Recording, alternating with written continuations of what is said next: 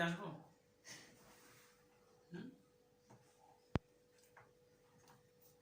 আসসালামু আলাইকুম। Welcome to our online class. This is Mohammad Shumon Kobir, assistant teacher of Tumilia Boys High School. Today I would like to take a class on sentence connectors. Dear students, do you know what is sentence connector? যে সকল word বা phrase দুই বা ততোধিক sentence বা ক্লজকে যুক্ত করে সেগুলোকে আমরা কানেক্টর বলে থাকি।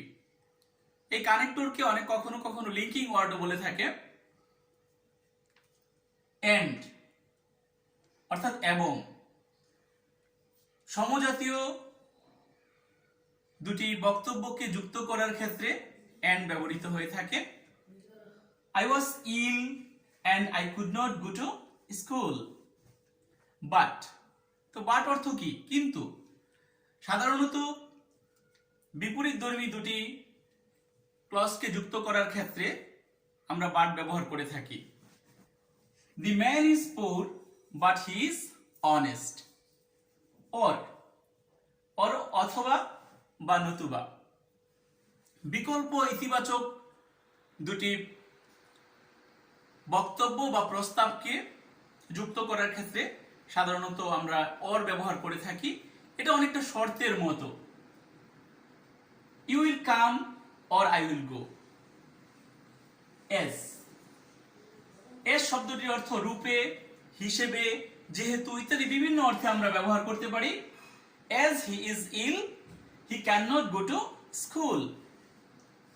Because এটা অনেকটা as এর মতোই, কারণ অর্থে ব্যবহৃত হয়ে থাকে। Everybody likes him because he is honest. তাহলে এখানে কানেক্টরটা কি? Because though বা although, though অর্থ হলো যদিও, এটা অনেকটা বাটের মতো কাজ করে। Though he is poor, he is happy. So that বা in order that, so that অর্থ হলো যাতে। তো প্রত্যেকটা কাজের কিন্তু একটা উদ্দেশ্য রয়েছে। তো আমরা উদ্দেশ্যের পূর্বে কি ব্যবহার করি? So that ব্যবহার করে থাকি। তো dear students, we eat food so that we can live. We eat food so that we can live. আমরা খাবার খেয়ে থাকি যাতে আমরা বাঁচতে পারি। এখানে দেখো so that, এই so that-টা হলো কানেক্টর। হু অর্থ যে, যিনি, যারা ইত্যাদি অর্থে হু ব্যবহৃত হয়ে থাকে। Mister Kabir is a teacher who teaches us. এক্ষেত্রে কি হু কানেক্টর। হুইচ যেটি বা যা। There is a bridge which is broken. এখানে হুইচ হলো কানেক্টর। দ্যাট অর্থ কি? যে, যা, যিনি, যারা ইত্যাদি বিভিন্ন অর্থে ব্যবহৃত হতে পারে। I bought a pen, that is nice. এখানে দ্যাট হলো কানেক্টর। হোয়েন বা হোয়াইল। হোয়েন অর্থ কি? যখন। 1971 is the year when we became independent. এক্ষেত্রে হোয়েন হলো কানেক্টর। হোয়ার বসে সাধারণত স্থানকে বোঝাতে বা স্থানকে হাইলাইটেড করার জন্য বা যেখানে, স্থান, এই জাতীয় বোঝাতে আমরা হোয়ার ব্যবহৃত করি।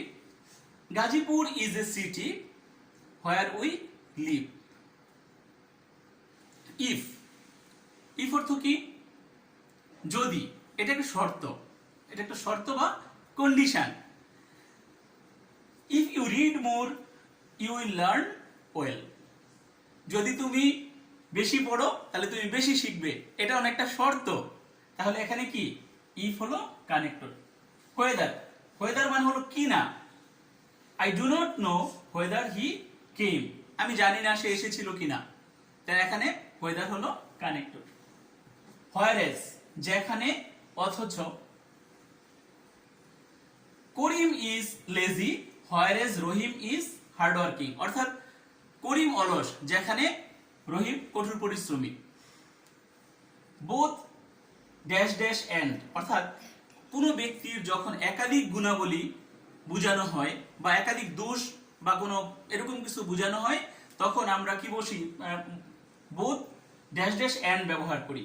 He is both honest and kind. তো not only dash dash but also, এটাও অনেকটা বোথ এবং অ্যান্ড এর বিপরীত, নেগেটিভ জাতীয়, অর্থাৎ শুধু এটা নয় ওটাও। একটা কোনো ব্যক্তির যদি একাধিক গুণাবলী থেকে থাকে, তখন আমরা কি করি, not only dash dash but also ব্যবহার করে থাকি। কে students, the boy is not only intelligent but also industrious, অর্থাৎ বালকটি শুধু চালাকি নয়, পরিশ্রমীও বটে।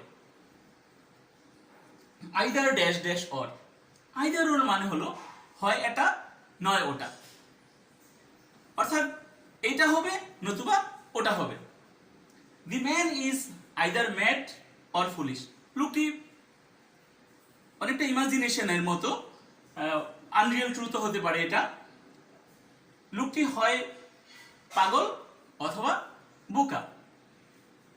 নাইদার ড্যাশ ড্যাশ নর, এটা অনেকটা আইদার অরের বিপরীত। নাইদার ড্যাশ ড্যাশ নর, এটাও না ওটাও না।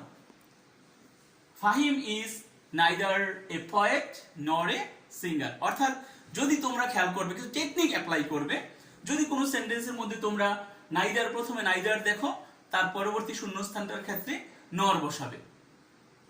সো ড্যাশ ড্যাশ দ্যাট, এটা হলো সো ড্যাশ ড্যাশ, যখন কোনো সেন্টেন্সে দ্যাট ড্যাশ ড্যাশ থাকে, তোমরা বুঝবা যে এক্ষেত্রে হয় সো এর পরে একটা অ্যাডজেক্টিভ থাকবে বা অ্যাডভার্ব থাকবে। তাহলে সো ড্যাশ ড্যাশ দ্যাট মানে এত যে, তাহলে he is so weak that, অর্থাৎ সো, সো এর পরে কি উইক একটা অ্যাডজেক্টিভ, তারপর হলো দ্যাট, তাহলে কি পাই আমরা, he is so weak that he can not move.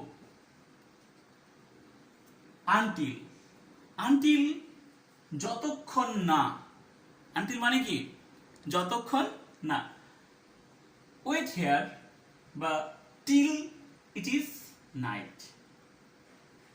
Unless, যদি না, এটা অনেকটা শর্তের মতো, যদি তুমি এই কাজটা না করো, আমরা অনেক সময় বলে থাকি যে এটা না করলে এটা হবে, যদি তুমি এটা না করো তাহলে ফলাফলটা এরকম হবে। তো অনেকটা আনলেস ইউ ওয়ার্ক হার্ড, যদি তুমি কঠোর পরিশ্রম না করো, ইউ উইল ফেল, তুমি পরীক্ষায় ফেল করবে। as soon as, যেই মাত্র, as soon as the thief saw the police he ran away, যেই মাত্র চোরটি পুলিশকে দেখলো সে দৌড়ে পালালো। as a result, ফলে, as a result কথাটা হলো যখন কোনো সেন্টেন্সে আমরা কানেক্টর হিসেবে as a result ব্যবহার করব, তখন আমাদের খেয়াল করতে হবে যে পূর্ববর্তী একটা ঘটনা থাকবে, সেই ঘটনার পরিপ্রেক্ষিতে ঘটনাটা যদি ইতিবাচক হয় তাহলে একটা as a result, বা নেতিবাচক হলো as a সেন্টেন্সের as a result হতে পারে সেন্টেন্সের ভাব অনুযায়ী। যেমন পূর্বে যদি এরকম একটা বাক্য থাকে, the boy work hard dash he made a good result, তাহলে আমরা কি বল লিখতে পারি, as a result লিখতে পারি এখানে, বা সো বসাতে পারি, বা দেয়ারফর বসাতে পারি, অর্থাৎ এই কাজটা করার ফলে এটা হয়েছে। কি সবাই বুঝতে পারছো? আচ্ছা, এবার আসি অ্যাকচুয়ালি বা ইনফ্যাক্ট। অ্যাকচুয়ালি মানে প্রকৃতপক্ষে, বস্তুত। তো কোনো ঘটনার পরিপ্রেক্ষিতে আমরা এরকম বলতে পারি, যদি বিষয়টা এমন হয় যে হেলথ নিয়ে একটা প্যারাগ্রাফ থাকে, যে health is a great asset of a man, health is a good health is an asset dash we should maintain the rules of health। আমরা এখানে কি লিখবো, আমাদের এখানে লিখতে পারি আমরা অ্যাকচুয়ালি প্রকৃতপক্ষে, বা ইনফ্যাক্ট হেলথ ইজ ওয়েলথ, অর্থাৎ সেন্টেন্সের ভাব অনুযায়ী কখনো আমরা অ্যাকচুয়ালি, ইনফ্যাক্ট এই কথাগুলো ব্যবহার করতে পারি। মোরওভার, দ্যাট মিন্স অধিকন্তু, কোনো ব্যক্তি বা কোনো ঘটনা বা কোনো স্থান বা কোনো ইস্যু নিয়ে যখন অধিক তথ্য প্রদান করা হয়, বা ওই ঘটনার পরিপ্রেক্ষিতে আরো তথ্য প্রদান করা হয়, তখন আমরা মোরওভার ব্যবহার করে থাকি। সাস এস, যেমন, এটা হলো অনেক সময় আমরা উদাহরণ দিয়ে থাকি, উদাহরণ বোঝাতে সাস এস ব্যবহৃত হয়ে থাকে। হাউএভার, যা হোক, অর্থাৎ কোনো ঘটনা ব্যাখ্যা করার ক্ষেত্রে আমরা হাউএভার বসাতে পারি। আদারওয়াইজ, অন্যথায়, এই বাক্যটি অনেকটা বিপরীত কোনো ঘটনা বোঝাতে ব্যবহৃত হয়ে থাকে। যেমন work hard, otherwise you will not shine in life. কঠোর পরিশ্রম করো, নতুবা তুমি জীবনে উন্নতি করতে পারবে না। এখানে আদারওয়াইজ হলো connector. On the other hand, পক্ষান্তরে। তো আদারওয়াইজ যেই একই, মানে আদারওয়াইজ যে অর্থ প্রকাশ করে, অন দি আদার হ্যান্ড একই ঘটনা প্রকাশ করে, অর্থাৎ তুমি এটা না করলে এটা হবে। হেন্স, থাস, সো, এই তিনটি ওয়ার্ডের অর্থ একই, তাই, সুতরাং। অর্থাৎ কোনো ঘটনার পূর্বের বিষয়টাকে কেন্দ্র করে আমরা সেন্টেন্সের ভাব অনুযায়ী কখনো সো লিখতে পারি, কখনো দেয়ারফর লিখতে পারি, কখনো হেন্স লিখতে পারি। কি সবাই বুঝতে পারছো? আচ্ছা, এবার আসি বিসাইডস, মানে তাছাড়া। কোনো ব্যক্তি বা কোনো বিষয় সম্পর্কে যখন আরো অধিক তথ্য প্রদান করা হয়, আরো কিছু বর্ণনা করা হয়, তখন আমরা কি বিসাইড ব্যবহার করে থাকি। যেমন,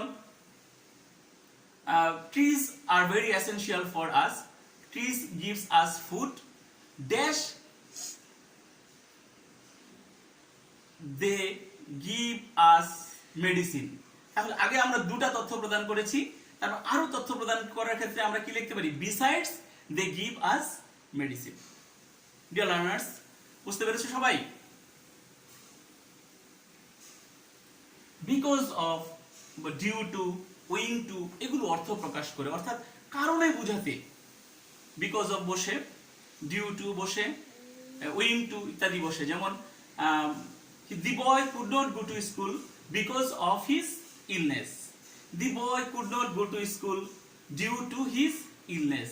The boy could not walk fast owing to his illness.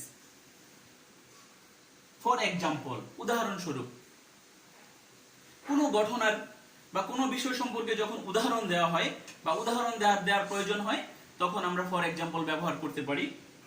তারপরে কখনো কোনো বিষয়ের বা কোনো ঘটনার ধারাবাহিকতা বোঝাতে at first, firstly, at last, finally, secondly, এই কথাগুলো আমরা ব্যবহার করতে পারি। অর্থাৎ আমাদের মনে রাখতে হবে যে কানেক্টরের ক্ষেত্রে কখনো কখনো কোনো ওয়ার্ড, কখনো ফ্রেজ বা কখনো সিমিলার ওয়ার্ড, এই সবগুলোই কানেক্টর হিসেবে বসতে পারে।